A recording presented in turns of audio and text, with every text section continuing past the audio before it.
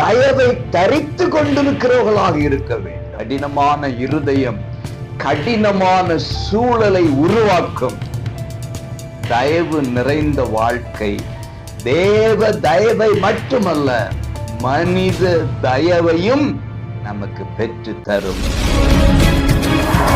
பிரியமானவர்களே, இயேசுவின் இன்ப நாமத்தில் இவளை மனதார வாழ்த்துகிறேன். ஏசப்பா உங்களை ஆசீர்வதிப்பாராக.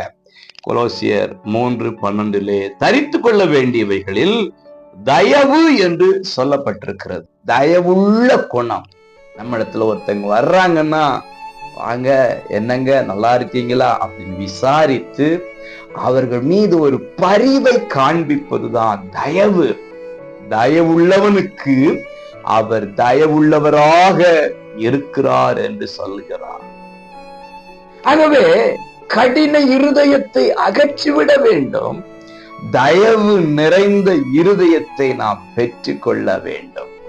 பிறர் நம்மகிட்ட பார்த்து சொல்லணும், அவங்க ரொம்ப தயவா இருக்கிறாங்க, ரொம்ப பரிவாக இருக்கிறாங்க, அவங்ககிட்ட போனா நமக்கு ஒரு ஆறுதல் கிடைக்கும், நம்மளை விசாரிப்பாங்க அப்படின்னு நம்மளை குறித்து சாட்சி சொல்லுகிற விதத்தில் நம்முடைய வாழ்க்கை தயவினால் நிரப்பப்பட்டு இருக்க வேண்டும். கடினமான இருதயம் கடினமான சூழலை உருவாக்கும். தயவு நிறைந்த வாழ்க்கை தேவ தயவை மட்டுமல்ல, மனித தயவையும் நமக்கு பெற்று தரும். ஆகவே தயவுள்ளவர்களாக, கரிசனை, அக்கறை, பாரம் உள்ளவர்களாக வாழ்வோம்.